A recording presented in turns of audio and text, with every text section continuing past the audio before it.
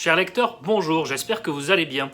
On se retrouve aujourd'hui pour un nouveau bilan de lecture et puis je vais vous donner quelques nouvelles également, que j'ai des projets que je fais en dehors de cette chaîne YouTube. Mais pour commencer, on va démarrer cette vidéo de manière un peu originale. Plusieurs fois, j'ai eu comme question, mais en fait, la chanson de un jingle, elle est très belle, mais elle veut dire quoi? Qu'est-ce que c'est cette chanson? Pour le début de cette vidéo, on va la passer un petit peu et je vais juste vous présenter, vous traduire les premières paroles de la chanson. Si la traduction de cette chanson basque ne vous intéresse pas, vous pouvez, dans les résumés là en dessous, sélectionner directement pour après le jingle, pour le début du bilan lecture. Donc si vous êtes prêts, on commence de suite. C'est une chanson basque chantée par Eramun Martikorena, qui est très belle, qui est très poétique et qui rappelle le rapprochement et la proximité du peuple basque à la nature. Ça s'appelle Shorieri Minsosen, ce qui signifie « il parlait aux oiseaux ». On commence de suite, on lance la musique, et puis au fur et à mesure, je vais vous faire la traduction de ce que cela signifie. Ouais, ça démarre très bien, hein, c'est très beau. Hein. Moi j'aime beaucoup, ça fait partie de mes chansons basques préférées et que j'aime beaucoup chanter. Donc Shorieri Minsosen, il parlait aux oiseaux, il parlait à la rivière, il parlait aux arbres de la forêt et aux étoiles du ciel. Il parlait au vent, mais il était pris pour un imbécile. Il parlait aux oiseaux, et il était pris pour un imbécile. Donc vous voyez, c'est quelqu'un qui parle à la nature et qui ne vit comme ça, comme un marginal. Et donc il est pris pour un idiot. Il ne savait pas lire dans les livres des hommes. Mais il savait bien lire dans les signes du ciel. Donc voilà, il ne savait pas lire dans les livres, mais il savait lire les signes du ciel. Et c'est cet homme donc marginal, moqué, qui petit à petit va disparaître parce que tout le monde se moque de lui, personne ne veut être avec lui, et puis il va mourir. Et puis la chanson dira plus tard que le jour de son enterrement, lorsqu'il meurt, les oiseaux s'arrêtent de chanter, le vent s'arrête de souffler, les arbres s'arrêtent de fleurir, et les gens ce jour-là se souviennent qu'il était important parce que c'est lui finalement qui était en harmonie avec la nature. Et donc ils lui ont rendu hommage, et ce jour-là, la nature est repartie. Voilà à peu près ce que signifie cette chanson. J'espère que ce format-là, cette petite traduction vous a plu. On passe de suite donc au jingle, et puis juste après, le bilan lecture commence vraiment. Shorieri Minsosen, Minsosen errekari, oianeko zuaitzerita, zeroko izarreri, Minsosen aizeari, xoro baten zatzaukaten, Shorieri Minsosen. Voilà, maintenant on peut commencer le bilan lecture, donc bienvenue à ceux qui ont rejoint directement le bilan, et puis pour ceux qui ont suivi la traduction, on va pas forcément lire les signes du ciel, mais on va bien lire les livres des hommes dans cette vidéo. Et on va commencer de suite avec quelques ouvrages historiques. Je vous en avais déjà parlé, c'est un ouvrage écrit par Justine Breton aux presses universitaires François Rabelais, ça s'appelle « Un Moyen-Âge en clair-obscur », sous-titré « Le médiévalisme dans les séries télévisées ». C'est un ouvrage passionnant, vraiment Justine Breton a établi un travail remarquable. Elle a analysé de nombreuses séries télévisées qui mettent en scène le Moyen-Âge, à peu près depuis les années 50, je crois, si je ne dis pas de bêtises, jusqu'à aujourd'hui. Que ce soit des séries françaises comme Thierry Lafronde, ou anglo-saxonnes comme Game of Thrones, ou plus récemment les Anneaux de pouvoir. Voilà. Elle essaye de tirer de ces séries l'image du Moyen-Âge qui est donnée, une image pas forcément vraie, souvent erronée, et puis elle explique pourquoi, voilà, qu'est-ce qui dans le Moyen-Âge peut fasciner autant, pourquoi on retrouve déjà souvent le Moyen-Âge dans les séries télévisées, dans les séries de fantasy. Donc c'est à la fois des séries historiques réalistes, qui se veulent réalistes, mais également des séries de fantasy, des séries fantastiques et qui prennent appui, qui s'inspirent fortement sur l'univers médiéval. C'est un travail remarquable, que ce soit sur les pouvoirs, sur la religion, sur la place des femmes, sur les vêtements, sur le mode d'organisation de la société. Elle essaye de faire une analyse vraiment très sérieuse. Parmi les séries que je préfère, il y a Kaamelott, et puis à un moment donné, vous savez, pour ceux qui ont vu Kaamelott, Caradoc, il se sert des pages du livre pour y mettre ses tranches de jambon, afin de mieux conserver le jambon. Ça me fait beaucoup rire. Je voulais voir si dans ce livre, on avait la réponse. Est-ce que c'est véridique ou pas? Est-ce que c'est réaliste? Je vous dis pas forcément si j'ai eu ma réponse, mais moi ça faisait partie des questions que je me posais le plus. Et puis le deuxième ouvrage historique que j'ai lu ces dernières semaines, ça s'appelle La main cachée, c'est de Edmond Diembowski, sur le complotisme pendant la Révolution française. Et oui, parce que un peu comme, on va dire, autour de grandes affaires historiques, comme le 11 septembre, le Covid, l'assassinat de Kennedy, l'assassinat de Henri IV. Il y a eu de tout temps des faits historiques, des périodes qui ont fasciné à tel point que se sont développés des ouvrages parfois conspirationnistes, complotistes, qui vont parfois très loin dans le fantasme, qui partent d'une stratégie, qui ne sont pas forcément complètement idiots au départ, mais ensuite ils vont tellement loin que là on ne peut plus parler d'analyse historique, mais de complotisme. Edmond Dziembowski explique que pendant la Révolution française, il y a eu foison d'ouvrages de la sorte, de la part de gens qui étaient plus ou moins intelligents et qui étaient intéressants au début. Et c'est ça qui l'intéresse à Edmond Dziembowski dans cet ouvrage, d'analyser pourquoi déjà la Révolution fascinait autant, et puis d'expliquer, alors on a eu des complots sur Necker, le fameux ministre des Finances, sur Pitt, le premier ministre anglais, sur évidemment Orléans, le cousin du roi qui ensuite va voter sa mort et dont le fils deviendra roi de France, enfin roi des Français plutôt, Louis-Philippe. Donc il y a eu de grandes théories du complot. J'ai trouvé cet ouvrage remarquable et tellement intéressant que j'ai invité l'auteur de ce livre pour un entretien littéraire dans un de mes prochains podcasts. Donc je vous le dirai à ce moment-là lorsqu'il sortira et j'espère que vous irez l'écouter parce que moi j'ai beaucoup de questions à lui poser et ça sera, je pense, passionnant comme entretien littéraire. On passe à quelques romans que j'ai lus et premièrement, Les Nuits prodigieuses de Eva Desullier. J'avais beaucoup aimé son ouvrage qui s'appelait Le fiancé du feu, qui était son premier roman. Ben là, Les Nuits prodigieuses, c'est son second roman. Ça se passe dans un village de montagne pyrénéen, donc à la frontière avec l'Espagne. Je connais très bien cette frontière. Et des réfugiés tentent de passer la frontière et sont refoulés. Et les habitants du village sont un peu indifférents à ces réfugiés qui sont refoulés. D'autres participent à cela, d'autres encore essayent de les aider, en tout cas sont solidaires avec eux. Et les habitants de ce village ne peuvent pas en partir. Il y a une malédiction ancestrale, c'est expliqué dans le roman. Il y a un réfugié qui va dire à un berger, un jeune berger qui s'appelle Ange, « Tiens, prends ces plans de cette machine à aimer, il faut que tu la fabriques pour l'amener à mon fils qui lui a réussi à passer la frontière et qui est là-bas. » Au début, Ange il est un peu suspicieux, puis finalement il va accepter de prendre les plans et puis de la construire, cette machine à aimer. Et cette machine à aimer qui est simple, qui est pure, qui a un amour sans retour, qui a une voix qui est donnée au propriétaire de cette machine, elle va bouleverser l'équilibre de ce village. Elle va vraiment fragiliser l'un, fragiliser l'autre. De main en main, elle va passer, elle ne va pas apporter que des bonnes choses, alors que c'est un amour simple, alors que c'est un amour sans retour, jusqu'au drame final. Donc je vous laisse lire ce roman pour essayer de comprendre. Encore une fois, comme pour le premier roman, un style très élégant, un récit très fluide, et puis une capacité à dépeindre, je le disais sur mon blog, une capacité à dépeindre les arbres familiaux. Eva Desullier, on le voit, elle est très attachée à la famille, elle est très attachée aux générations qui se suivent, à la transmission. Dans ces deux romans, on retrouve cette caractéristique qui est très appréciable. J'ai également lu un ouvrage de Maïwenn Alix, ça s'appelle Clone de la Nation, c'est le premier tome qui s'appelle Marie, #3. C'est un univers donc de science-fiction futuriste dans lequel on crée des clones. L'intelligence artificielle est très présente dans le présent et dans le quotidien des personnages, et puis des clones de personnages historiques réels sont créés, sont inventés, dont Marie, en fait, qui se rend compte un jour qu'elle fait partie d'un programme gouvernemental qui s'appelle Clone de la Nation, et qu'elle est la clone plutôt, de Marie Curie, la célèbre scientifique. À partir de là, son père va être accusé d'avoir élevé un clone de manière illégale, le gouvernement va vouloir la récupérer, elle va être aidée par une autre clone de Marie Curie, puis elle va devoir faire des choix. Est-ce que je fais confiance au gouvernement alors qu'on m'a caché ça pendant des années? Est-ce que mon père est sincère et comment l'innocenter de tout cela? Il va y avoir des aventures, ça va s'enchaîner. C'est plutôt un roman jeunesse, je dirais, à la base, mais qui plaît également aux adultes. Moi, j'ai beaucoup aimé, par exemple. C'est très fluide. On a vraiment un langage très simple, mais qui permet en même temps d'avoir un style plutôt bien écrit. Donc ça m'a fait penser un petit peu à Alexandre Dumas, dont le style n'est pas forcément le plus complexe qui soit. C'est très simple comme écriture, mais c'est en même temps très bien. Les aventures sont géniales. Et puis ce côté clone de personnages historiques réels, moi je trouve ça fascinant. J'espère qu'on va en découvrir d'autres, peut-être dans le tome 2, dans le tome 3, d'autres personnages historiques qui avaient été clonés. Là, on a Marie Curie, on en a deux autres. Je vous laisse découvrir lesquels si vous lisez le roman.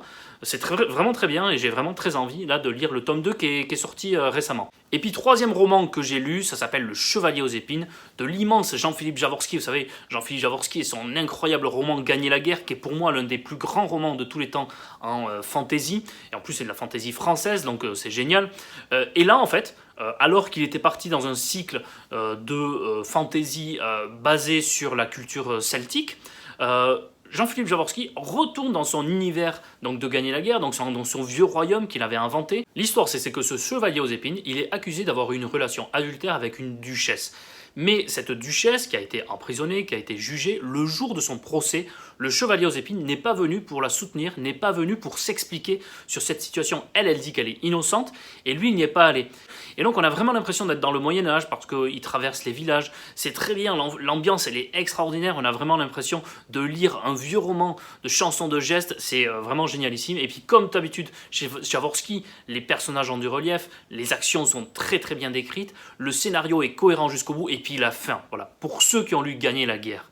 Vous me direz, vous ne pourrez pas me dire que vous n'avez pas adoré cette fin, elle est génialissime, et en même temps elle est frustrante parce qu'on a tellement envie là de lire la suite, enfin voilà, donc Le Chevalier aux épines, Jean-Philippe Jaworski, c'est encore du très bon cru côté Jean-Philippe Jaworski.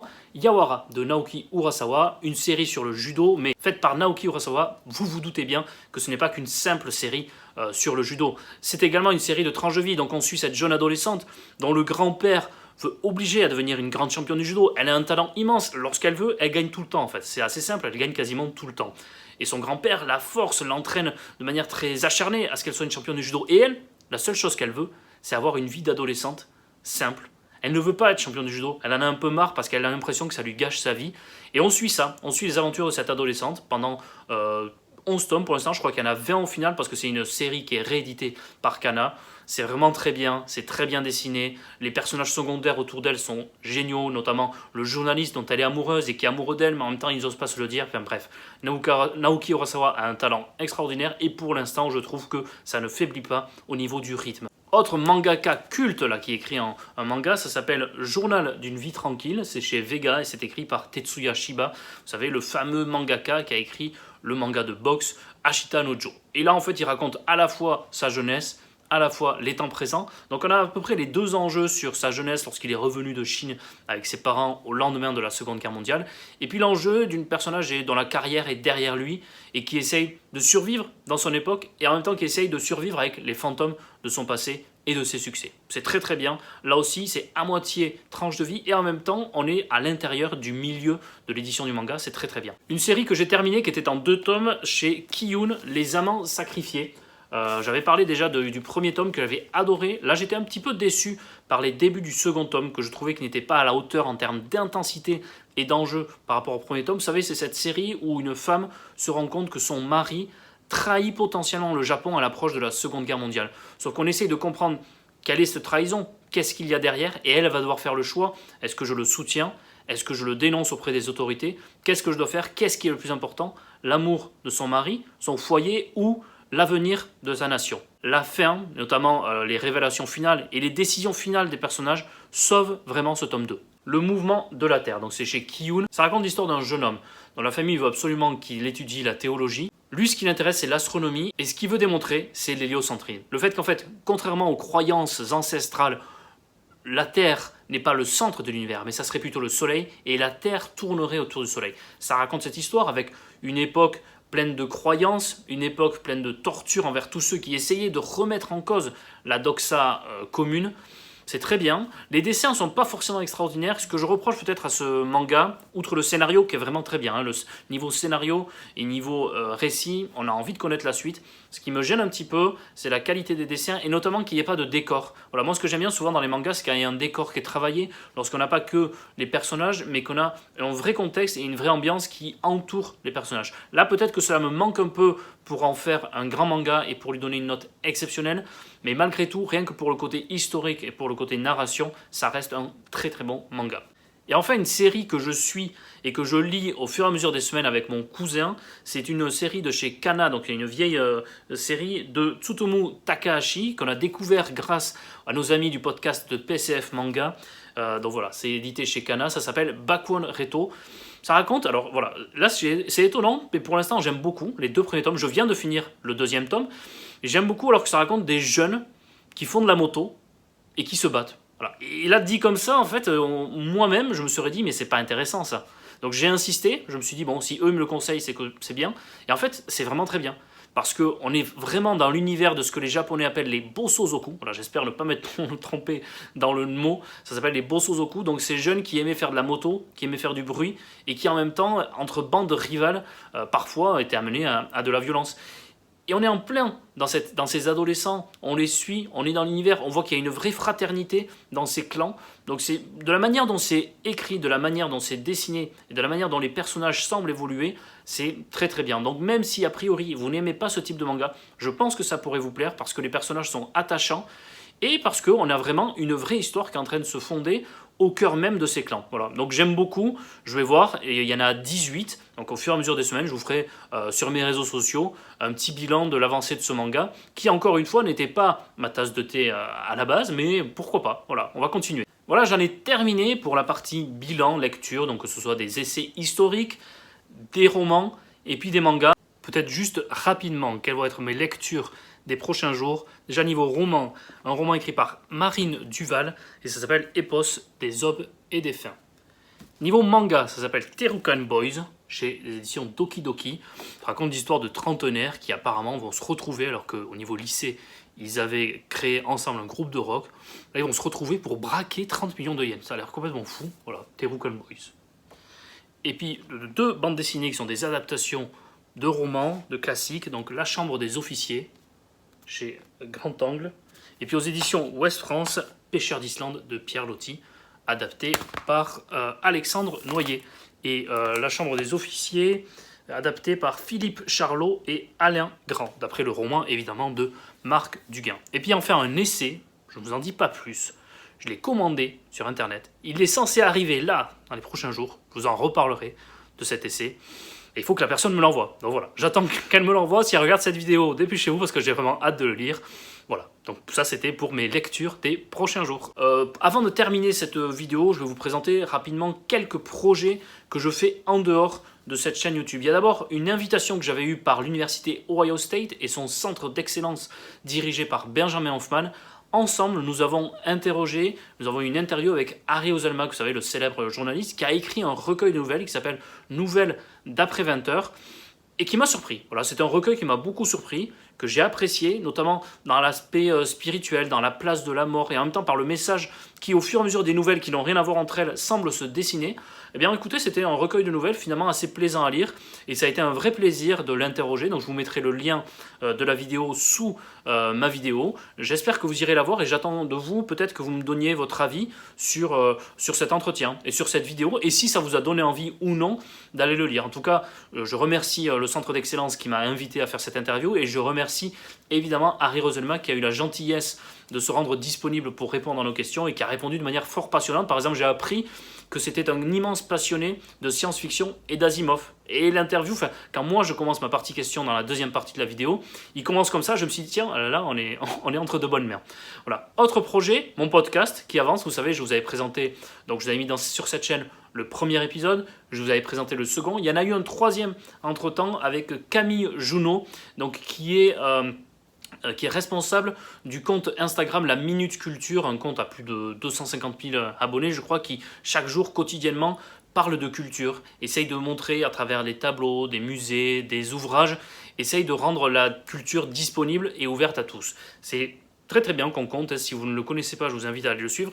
Je vous avais parlé récemment de son ouvrage qui s'appelle Léonard, Frida et les autres, qui était vraiment très bien, donc j'en ai profité dans ce podcast, de lui poser quelques questions sur son ouvrage. Et puis après, nous avons consacré le reste de l'émission à parler des rapports entre la littérature et la peinture, que ce soit la peinture qui a été utilisée pour couvrir certains livres de poche, mais aussi la peinture qui a inspiré la littérature, et puis la littérature elle-même, notamment je pense à Flaubert, Salammbô, ou à Shakespeare, qui a inspiré plusieurs grandes œuvres de la peinture. Donc voilà, nous avons eu un super podcast, ça a été un super moment, donc je la remercie par cette vidéo, et puis je vous mettrai également le lien évidemment de ce podcast sous cette vidéo. Et puis le podcast également, je l'étends. Je fais chaque mercredi, par exemple, un mini format d'une dizaine de minutes dans lequel je vous parle des sorties littéraires de la semaine. Sorties romans, sorties histoire, sorties bande dessinée et sorties manga. Voilà, c'est sur mon podcast. Et puis, dans les prochaines semaines, vous allez retrouver également sur mon podcast plusieurs entretiens littéraires avec quelques grandes surprises, moi qui me font vraiment plaisir de les accueillir. Donc voilà, vous allez retrouver sur mon podcast au fil de l'eau. Il n'y aura pas de côté hebdomadaire ou mensuel, ça sera vraiment au fil de l'eau, au fur et à mesure que se feront cet entretien, que vous pourrez retrouver sur mon podcast des Mémoires d'Adrien, le podcast de toute les littératures.